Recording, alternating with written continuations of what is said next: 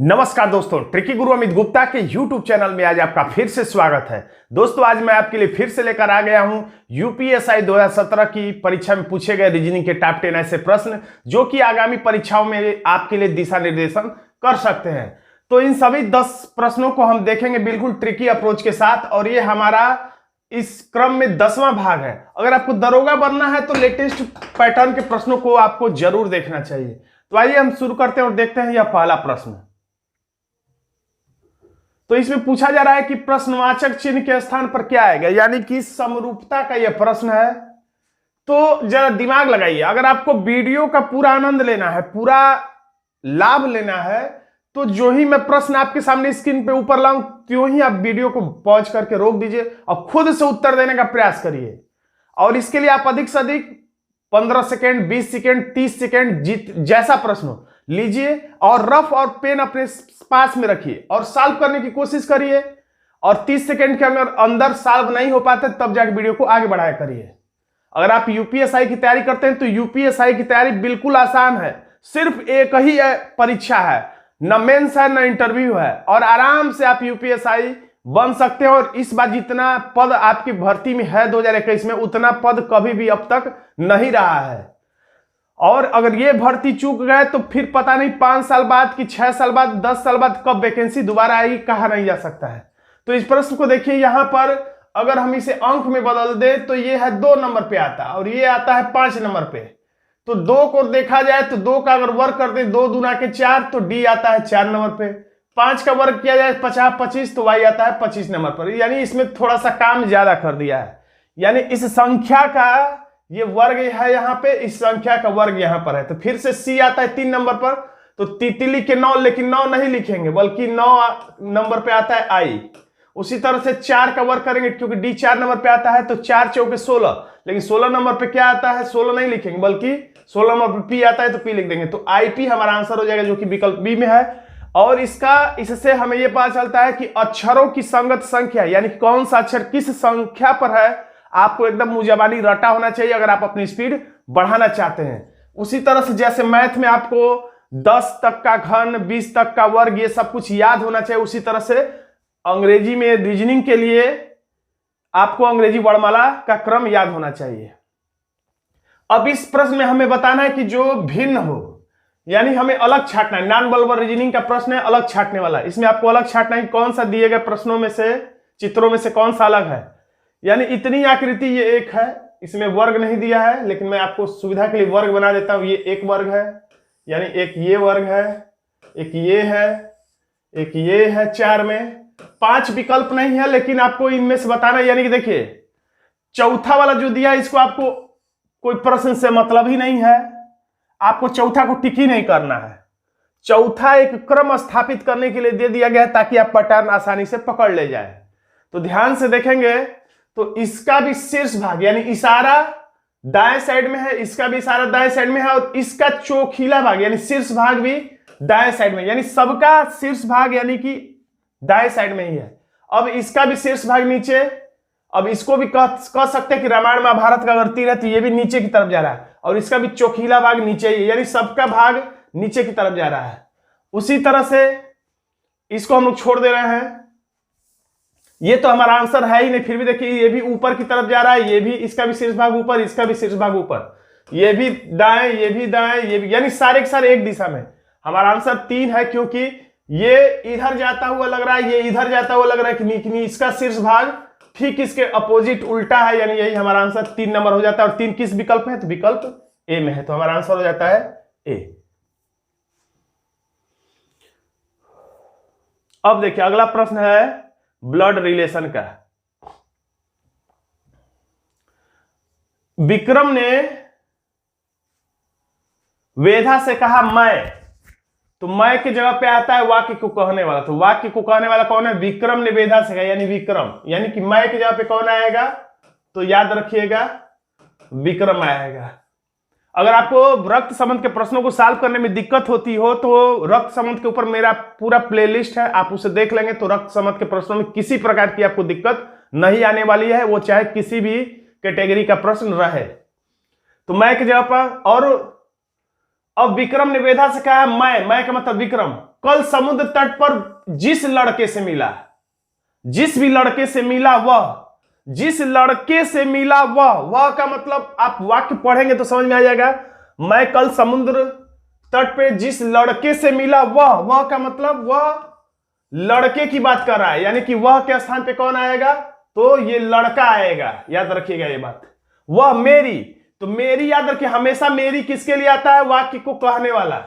हमेशा वाक्य को कहने वाले की जगह पे मेरी शब्द आता है, या मेरी के जगह पे वाक्य को कहने वाला आता है। जैसे गांधी जी ने कहा मैं अहिंसावादी हूं, तो मैं का मतलब कौन, गांधी जी। उसी तरह से विक्रम ने कहा मेरी मां, विक्रम ने कहा, विक्रम ने वेदा से कहा, यानी विक्रम ने कहा मेरी मां, यानी किसकी मां, तो विक्रम की मां। समुद्र तट पर मैं जिस लड़के से मिला वह, यानी वह का मतलब वह लड़का, इसी का परिचय दिया जा रहा है, जिसका परिचय शुरू में दिया जाता है, यह वह से शुरू में जिसका परिचय दिया जाता है उसी के लिए अंतिम रिजल्ट होता है। याद रखिएगा, अंतिम जो रिजल्ट होगा वो इसी के लिए आएगा। इस बात को मैं हर वीडियो में बताता हूं, जब भी रक्त संबंध का प्रश्न आता है इशारा वाला। तो मेरी मां यानी किसकी मां, तो विक्रम की मां, यानी एक पीढ़ी ऊपर माइनस के पति, मां के पति, यानी ऐसे बनाते पति पत्नी, तो पति यानी ये विक्रम के मां के पति, यानी कि ये इसकी क्या हो गए, पिता हो गए। ये लिखने की जरूरत नहीं थी, मैं समझाने के लिए लिख रहा हूं आपको। पति के भाई, यानी पति के भाई, यानी कि इनके पिता के भाई, यानी कि अगल बगल भाई बहन को या भाई भाई को दर्शाते हैं, तो यहां पे हमने प्लस लिख दिया। यानी विक्रम के माता के पति, यानी विक्रम के पिता के भाई, यानी विक्रम के ये या तो चाचा होंगे या ताऊ होंगे, दोनों में से कोई होंगे। बड़े होंगे इनसे तो ताऊ होंगे, इनसे छोटे होंगे तो ये इनके चाचा होंगे। भाई का सबसे छोटा पुत्र, यानी इनका सबसे जो छोटा पुत्र है, यानी प्लस है छोटा पुत्र है का मतलब यही अंतिम रिजल्ट है। तो मैंने बताया था अंतिम रिजल्ट उसी के लिए रुकता है जिसके लिए वह कहा जाता है। तो वह किसके लिए कहा गया है, लड़के के लिए।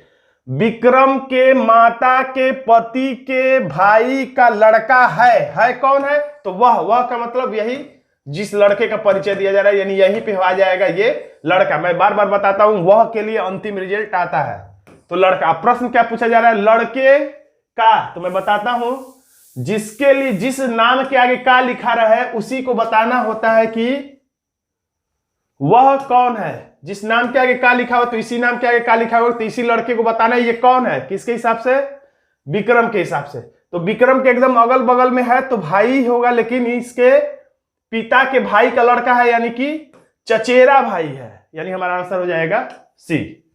उम्मीद करता हूं कि आप मेरी बातों को समझ रहे होंगे। आंसर है सी। अब अगला प्रश्न है कमजोर तर्क और मजबूत तर्क, यानी बता रहे कौन सा तर्क मजबूत है, कौन सा तर्क प्रबल है। कथन में एक प्रश्न पूछा जाता है जो प्रश्नवाचक होता है, देखिए यहां पर प्रश्नवाचक है, और उस प्रश्न का जवाब हां या ना में मांगा जाता है। हां में भी तर्क मजबूत हो सकता है, ना में भी मजबूत हो सकता है, और हां में भी तर्क कमजोर हो सकता है, ना में भी तर्क कमजोर हो सकता है। जो अपने बात को तार्किक ढंग से कारण सहित बताता है वही तर्क मजबूत होता है। तो आइए देखते प्रश्न क्या है, क्या सरकार को सिगरेट पर भारी कर लगा देना चाहिए, यानी कि जो सिगरेट है सिगरेट पर टैक्स लगा देना चाहिए, भारी टैक्स, यानी कि 5% है तो 10%, 10% है तो 20%, 20% है तो 50% टैक्स लगा दीजिए। जैसे मनोरंजन पे 50% टैक्स लगता है उसी तरह से, यानी सिगरेट पे भारी, जितना भारी हो सके, यानी कि बहुत ज्यादा 50%, 60%, 70%, यानी भारी टैक्स लगा देना चाहिए। कोई प्रश्न पूछ रहा है तो अब इसका जवाब हां में भी हो सकता है, ना में भी। अब उसको कितने तार्किक ढंग से कहा जाता है यही महत्वपूर्ण होता है। तो तर्क एक में कहा जा रहा है हां का मतलब इस बात से ये एग्री करता है, यानी कि हां सरकार को सिगरेट पर भारी टैक्स लगाना चाहिए। अब कारण क्या दे रहा है ये महत्वपूर्ण है, क्योंकि हां ना कहने से कोई तार्किक जवाब नहीं मिल पाता। हां यानी कि बढ़ा देना चाहिए टैक्स। अब धूम्रपान स्वास्थ्य के लिए हानिकारक है, बिल्कुल सही है। टैक्स क्यों बढ़ाया जाना चाहिए, क्योंकि धूम्रपान करना, सिगरेट पीना स्वास्थ्य के लिए हानिकारक है, और उच्च करों से यानी कि ज्यादा टैक्स रहने से खरीदार हतोत्साहित होंगे। तो बिल्कुल अच्छा कदम है। शराब पे, धूम्रपान पे अगर टैक्स बढ़ा देंगे तो हो सकता है कुछ लोग सिगरेट को कम पिए या न पिए महंगे की वजह से, यानी कि पीने वाले कुछ हतोत्साहित होंगे उससे, टैक्स बढ़ने से। कोई सामान महंगा होता है, आपने देखा होगा, आलू प्याज महंगा हो जाता है तो 1 किलो के बदले 1 पाउंड लोग घर लाते हैं, यानी हतोत्साहित होते हैं, कम खाते हैं, नहीं भी खाते हैं। तो वैसे ही लेकिन इसके मामले में क्या होगा, ये तो बात की बात है, लेकिन जरूर कुछ ना कुछ इनके पीने पर असर पड़ेगा, खरीदार हतोत्साहित होंगे और सरकार को फायदा भी हो जाएगा, दोनों ही काम हो जाएगा। अब दूसरा तर्क, यानी ये तर्क मजबूत है। अब दूसरा कह रहा नहीं। अब नहीं के जवाब में अगर कोई तार्किक जवाब दे दिया गया तब तो तर्क ये भी मजबूत हो सकता है, लेकिन अब कैसा जवाब दिया जा रहा है यह इस पर डिपेंड करता है। नहीं, यह सरकार के लिए एक आय का स्रोत है, तो यह सरकार के लिए एक आय का स्रोत है, तो इसको बंद करने के लिए कहां सरकार कर रही है, ये तो और टैक्स को बढ़ाने के लिए, भारी करने के लिए। ऐसा तो है ना कि टैक्स बढ़ा दिया जाएगा तो लोग सिगरेट पीना ही छोड़ देंगे और सरकार को बहुत नुकसान हो जाएगा, ऐसा नहीं होगा कभी भी। शराब का, सिगरेट का और दवाइयों का कुछ ऐसे जरूरी चीजें हैं जिसका टैक्स आप चाहें 2 गुना 4 गुना 10 गुना कर दीजिए, कभी भी आय बंद नहीं हो सकती। शराब का दाम आप 20 गुना भी कर दीजिए, देखिए बिक्री फिर भी घटेगी नहीं, यानी कि सरकार को घाटा नहीं होगा। तो ये कह रहा है कि नहीं, यह सरकार के लिए आय का एक स्रोत है, तो आय का स्रोत है तो आय का स्रोत तो और यहाँ पे बढ़ ही रहा है, या बढ़ भी नहीं रहा है, तो इससे घटने वाला नहीं है ये। कुछ लोग कम जरूर पिएंगे, लेकिन जो थोड़े से लोग पिएंगे उससे टैक्स ज्यादा मिलेगा। तो ये बात तो इसमें समाहित ही नहीं है, कुल मिला के अतार्किक बात कर दी गई है। ये कथन से एकदम कोई रिश्ता ही नहीं है, क्योंकि यहां पर सिगरेट को एकदम प्रतिबंधित करने की बात नहीं। जब कहा जाएगा सिगरेट को क्या प्रतिबंधित कर दिया जाना चाहिए, तब ये बात कहा जाएगा कि सरकार के लिए आय का एक स्रोत है। तो दूसरा वाला तो कोई इसमें दम ही नहीं है, यानी केवल तर्क एक प्रभावी है, यानी कि हमारा आंसर हो जाता है बी। देख लीजिए आंसर है बी। अब यह प्रश्न है कोडिंग डिकोडिंग का, तो ज्यादातर आप वीडियो को रोक के उत्तर देने का प्रयास करिएगा, पहले चाहे तो स्क्रीनशॉट ले लीजिए। अब उसके बाद देखिए, ज्यादातर में देखा जाता है कि पहले अक्षर से संबंध पहले अक्षर का होता है, लेकिन रीजनिंग में कुछ भी 100% क्लियर नहीं है कि पहले का पहले से होगा, ऐसा कुछ नियम नहीं है। पहले का अंतिम से भी हो सकता है, पहले का दूसरे से, तीसरे से, चौथे से, और कुछ और अनेक प्रकार से हो सकता है। तो हमें पता कैसे चलेगा कि पहले से पहले का है कि पहले से अंतिम का है? तो हम यहां पर देखते हैं कि P और J में ज्यादा दूर का रिलेशन है। J कहां है शुरू में, P कहां है लास्ट में।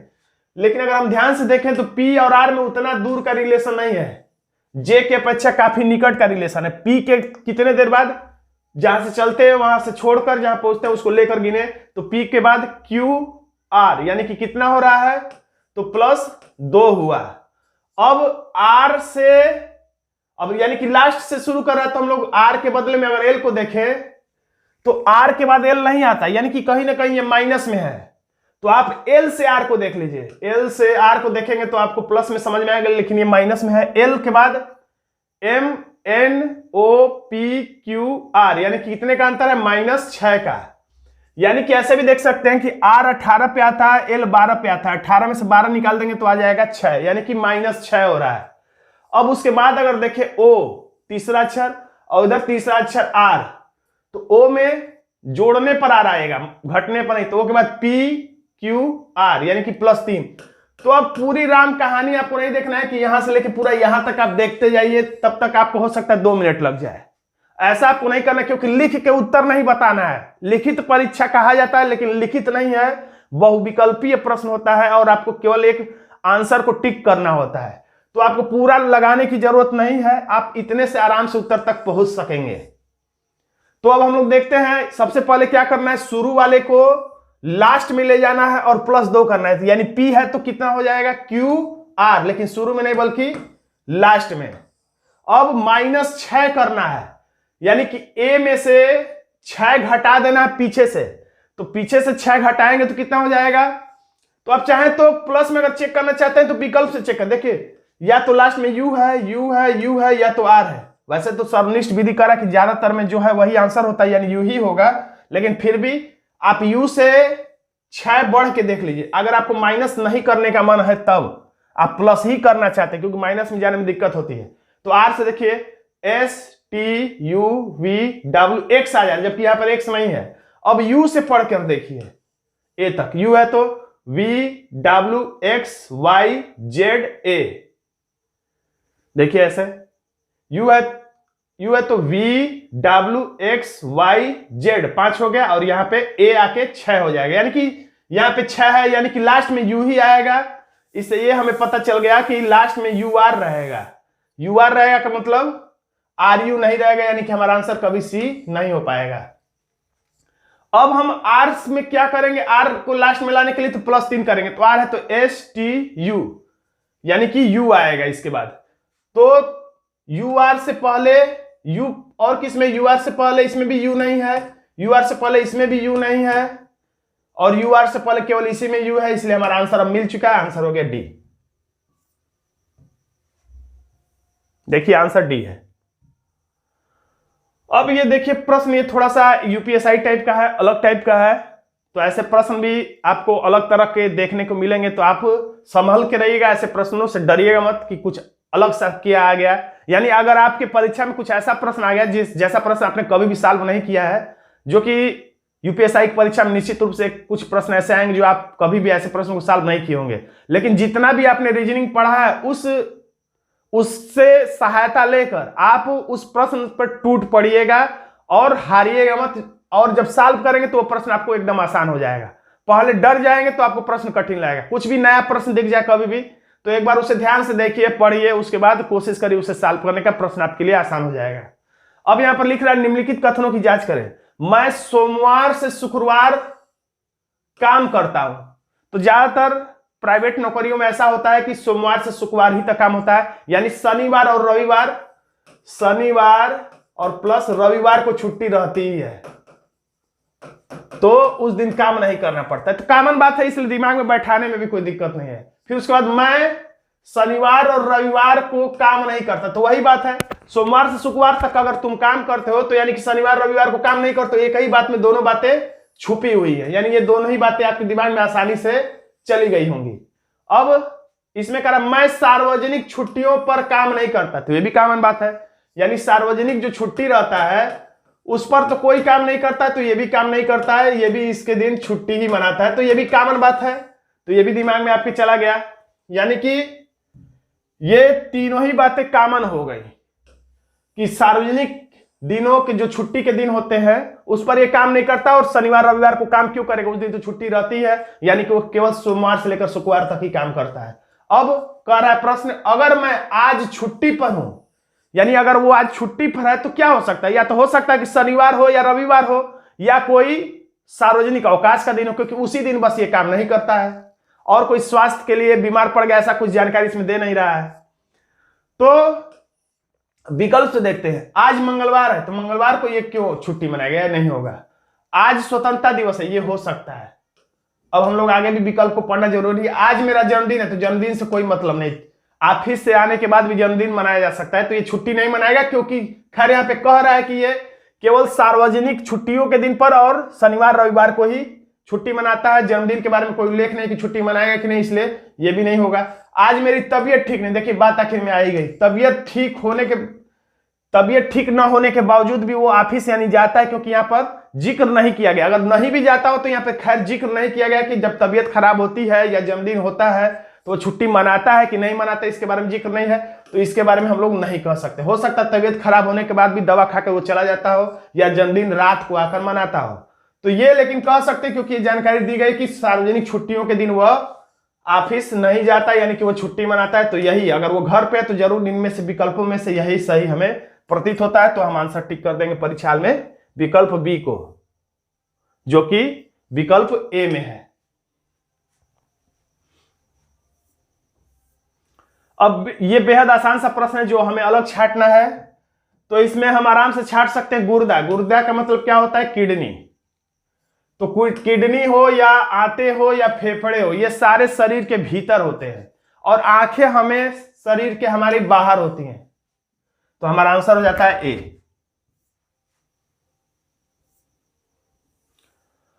अब ये श्रृंखला परीक्षण का प्रश्न हमें बताना है कि प्रश्नवाचक स्थान पे क्या आएगा, तो आप वीडियो को रोक दीजिए, खुद से उत्तर देने का प्रयास करिए, रफ पे गुणा जोड़ घटाना करिए और सोचिए कि क्या हो, क्योंकि ज्यादातर में अंतर के आधार पे आंसर होता है। ज्यादातर आजकल जो परीक्षाएं देखी जा रही है उसमें अंतर के आधार पे होता है आंसर श्रृंखला परीक्षण में, या वर्ग घन का कुछ चक्कर होता है, या और भी जो कुछ होता है, लेकिन सबसे पहला काम अंतर देखना, उसके बाद वर्ग और घन को चेक करना। श्रृंखला धीरे धीरे बढ़े, धीरे धीरे बढ़े प्लस हो सकता है, श्रृंखला तेजी से बढ़े गुणा वर्ग या घन हो सकता है, श्रृंखला धीरे धीरे घटे तो माइनस हो सकता है, श्रृंखला तेजी से घटे तो भाग की क्रिया हो सकती है, या श्रृंखला अप डाउन हो, घटे बढ़े तो श्रृंखला एक एक छोड़ के एक एक कूद के वाली हो सकती है। अब तक आपने उत्तर ढूंढ लिया होगा। तो यहां पर देखिए, अगर हम यहां पर 2 का वर्ग करें, 2 दूना के 4 घन करें, 2 दूना के 4 दूना के 8, 2 दूना के 4 दूना के 8 यानी 2 का घन करें तो 8 आएगा, लेकिन उसमें से -1 निकाल दें, यहां पर लिख देता हूं मैं 2 का घन और -1, 2 दूना के 4 दूना के 8 और -1 कर देंगे तो 7 आ जा रहा है, और 10 लग रहा है कि ये 9 घन के आसपास है, यानी कि 3 का घन करेंगे, घन करने से तो ज्यादा हो जा रहा है, तो चलिए वर्ग कर देते हैं। आपको यही चेक करना है कि कैसे आ रहा है, तितली के 9, लेकिन अब 1 कम पड़ रहा है, और तितली के 9 तो 27 कर देंगे तो बहुत कम पड़ जा रहा है, तो तितली के 9 करके +1 कर दे रहे हैं तो आ जाए तितली के 9 और +1 10। अब 4 चौक 16 चौक 64 से भी नहीं आ रहा है, बहुत दूर है, तो हम अब लोग पहुंच जा रहे हैं हम लोग 5 का, 50 25 से नहीं आ रहा है यानी वर्ग से नहीं आ रहा है, तो अब हम लोग इस बार कर दे रहे हैं घन, 50 25 5 125 और -1। तो अब यहां से हम कुछ सिलसिला पता चल रहा है, यहां पर 2 है, यहां पे 3 है, यहां पर 5 है। देखिए यहां पर 2 का घन है, यहां पर 3 का वर्ग है, यहां पे 5 का घन है, कुल मिला के 2 है, 3 है, 5 है। तो इससे ये हमें पता चलता है कि 2 के बाद सिर्फ एक ही बढ़ा है 3, और 3 के बाद 2 बढ़ गया, तो हमें ये पता चल रहा है कि 2 2 या 1 1 का गैप नहीं है, बल्कि ये अभाज्य श्रृंखलाएं हैं। अभाज्य संख्याओं के बारे में आप जानते होंगे, जो स्वयं से कटे और 1 से कटे वो अभाज्य संख्या होती है। तो 2 पहली अभाज्य संख्या है, 2 के बाद अगली अभाज्य संख्या 3, अगली अभाज्य संख्या 5, और एक और कलाकारी है कि पहले घन कर रहा है फिर वर्ग फिर घन, अब नंबर है वर्ग का, तो वर्ग करेगा और किसका, यहां पे आंसर लाने के लिए तो वर्ग घन किया, वर्ग किया, अब घन, अब वर्ग का नंबर है किसका, तो 2 का, फिर उसके बाद अभाज्य संख्या 3, उसके बाद अगली अभाज्य संख्या 5, 5 के बाद 6 अभाज्य नहीं होता है, 7 अभाज्य होता है, यानी कि 7 का ये वर्ग करेगा, यानी 7 7 49। और तीसरी कलाकारी -1 +1 -1 अब +1 का नंबर है, यानी 7 7 49 और 1 50, हमारा आंसर हो जाता है सी। यानी कि अब आगे चेक करना है, तो अब नंबर 7 के बाद अगली अभाज्य संख्या कौन होती है, तो 8 नहीं, 9 नहीं, 10 नहीं, 11, यानी 11 का, और अब क्या करेगा, तो घन वर्ग अब घन करेगा, तो 11 का घन करेगा और -1 +1 -1 +1 और अब -1 करेगा, तो 1330 अगर आ जा रहा है, आप करके देखिएगा तो समझिएगा कि हमने जो पकड़ा है वो सही तरीका था आंसर लाने का, इसलिए हमारा आंसर हो जाता है सी। अब ये ओपन डाई से संबंधित प्रश्न, इसमें पूछा जा रहा है कि दी गई वर्गों की पट्टी से निम्न में से कौन सा घन नहीं बन सकता, यानी कौन सा पासा इसको फोल्ड करने पर, डब्बा बनाने पर कौन सा डब्बा नहीं बन सकता है। ये बिल्कुल आसान प्रश्न है, जो ओपन डाइस का सामान्य स्तर का भी प्रश्न अगर सॉल्व करता होगा तो आसानी से सॉल्व कर देगा। अगर आपको इसमें बस ये पता होना चाहिए कि एक छोड़ के अगली सतह विपरीत होती है, यानी व्हाइट के विपरीत में व्हाइट, यानी 2 व्हाइट अगर दिख जाए एक साथ तो वो ये डब्बा नहीं होगा, तो व्हाइट व्हाइट किसी में एक साथ नहीं दिखा, और केवल यानी कि इसको बंद करने पर इसमें से 3 विकल्प ऐसे हैं जो इस डब्बे के ही रूप है, एक ही है घन जो इस डब्बे को बंद करने पर नहीं बनेगा। अब ये चौकोर वाला जालीदार वाले के विपरीत में जालीदार होगा, यानी कि विपरीत में होगा, जालीदार वाले के विपरीत में जालीदार होगा, यानी कि जालीदार के विपरीत में जालीदार है, इसलिए जालीदार और जालीदार एक साथ नहीं दिख सकते। तो किसी भी विकल्प में 2 जालीदार एक साथ नहीं दिख रहे, तो ये भी नहीं पता चला। अब हमें पता चला इस काले वाले के विपरीत में ये काला वाला होगा, तो काले वाले के विपरीत में काला वाला होगा, तो जो विपरीत सतह होता है एक साथ नहीं दिखता, यानी कि काला सतह के विपरीत में काला सतह है, तो 2 काले सतह एक साथ नहीं दिख सकते। लेकिन विकल्प ए में 2 काले सतह एक साथ दिख रहे हैं, जो कि ऐसा होना नहीं चाहिए, क्योंकि काले के विपरीत में अगर काला है तो एक काला दिखे तो एक काला छुपा होना चाहिए, एक काला दिखे तो एक काला इसके पीछे छुपा होना चाहिए। लेकिन दोनों विपरीत सतह एक साथ दिख गए हैं, जो कि ऐसा हो नहीं सकता, यानी इसका ये फोल्ड करने पर ये वाला पासा कभी नहीं बन सकता, यानी हमारा आंसर हो जाएगा ये। अगर आपको पासे में दिक्कत हो रही होगी तो पासे पर भी मेरा पूरा प्लेलिस्ट है, उसमें जाकर आप वीडियो देख सकते हैं, आपको समझ में आ जाएगा।